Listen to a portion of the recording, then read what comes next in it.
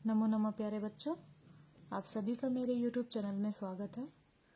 बच्चों, छठी क्लास के जो पहले, दूसरे, तीसरे, चौथे पाठ हैं, उसमें जो सर्वनाम शब्दों का प्रयोग हुआ है पुल्लिंग, स्त्रीलिंग और नपुंसकलिंग रूप में, और इसके अलावा अस्मद और युष्म शब्द रूप का प्रयोग चौथे पाठ में हुआ है, उसको समझने के लिए आप इस वीडियो को ध्यान से देखिए ताकि आपको सर्वनाम शब्द पुल्लिंग, स्त्रीलिंग और नपुंसकलिंग के लिए क्लियर हो सके। ठीक है, तो चलिए शुरू करते हैं। मैंने यहाँ पे अलग अलग सर्वनाम शब्द के रूप लिख रखे हैं जो कि सिर्फ पहले, दूसरे, तीसरे और चौथे पाठ पर आधारित है। ठीक है, मैंने पूरे रूप नहीं लिखे हैं यहाँ पे सर्वनाम शब्दों के, सिर्फ जो 1 से लेकर के 4 पाठ तक छठी कक्षा में प्रयोग किए गए हैं वही यहाँ पे सम्मिलित किया है। तो चलिए पढ़ते हैं। तो पुल्लिंग शब्द, जो सर्वनाम शब्द हैं पुल्लिंग में कैसे चलते हैं, मैंने यहाँ पे ये तीनों वचन में चलते हैं, एक वचन, द्विवचन और बहुवचन में। ठीक है बच्चों, तो एक वचन में जब दूर के लिए कोई दूर हो तो उसे हम कहते हैं सह। सह मतलब वह। और पास में जब कोई हो तो एषः।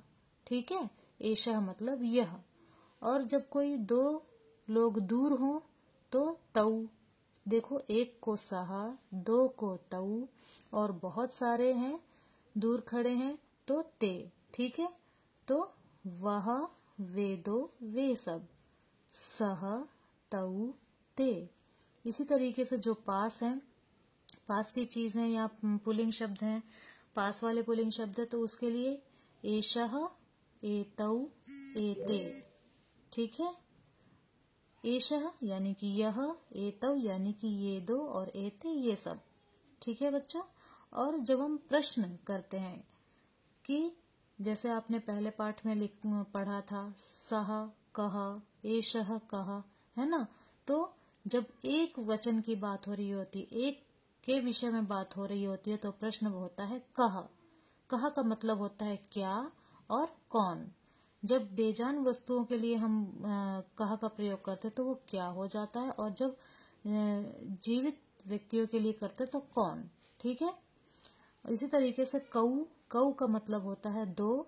2 लोगों के लिए हम कौ प्रश्नवाचक शब्द यूज करते हैं, ये इसका मतलब भी क्या और कौन होता है। और इसी तरीके से बहुत सारों के लिए, जैसे यहाँ पे ते, एते, तो उसी तरह प्रश्न सूचक शब्द होगा के।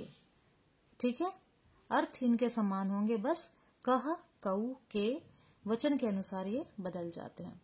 तो चलिए अब स्त्रीलिंग शब्द के विषय में जानते हैं। स्त्रीलिंग सर्वनाम शब्दों के विषय में कैसे ये चलते हैं इनके रूप। तो देखिए, सा, सा मतलब वह, लड़की।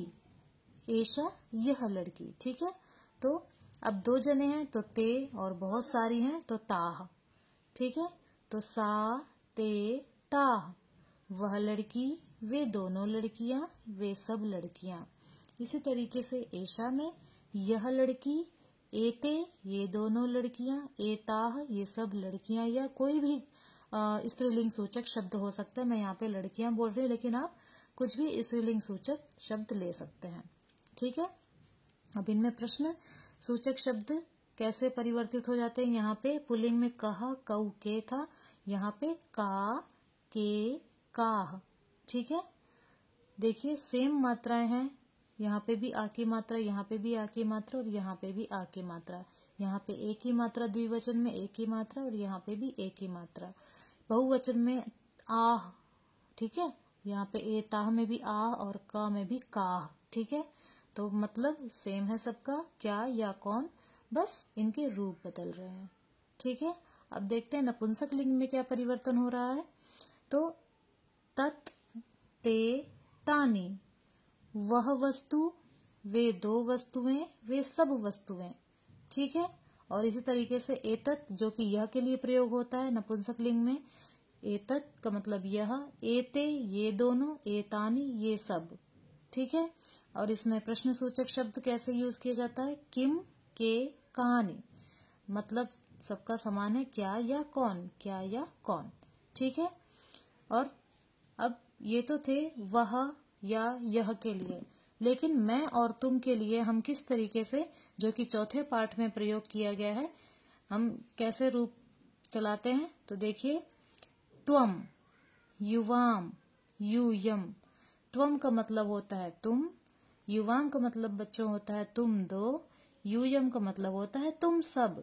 और इसी तरीके से अहम, अहम मतलब होता है मैं, आवाम मतलब होता है हम दो, वयम मतलब होता है हम सब। ठीक है। और यहाँ पे मैंने नोट के तौर पे लिखा हुआ है, बच्चे कंफ्यूज हो जाते हैं, हमेशा लिखना होता है मम और बच्चे लिख देते हैं अहम। ठीक है।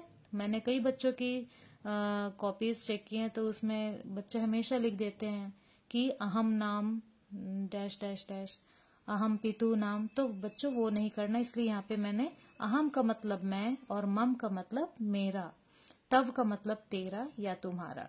ठीक है बच्चों, तो ये आशा करती हूँ कि आपको ये वीडियो समझ आई होगी। और अगर फिर भी कुछ समझ नहीं आता है तो आप मुझसे कमेंट बॉक्स में कमेंट करके पूछ सकते हैं।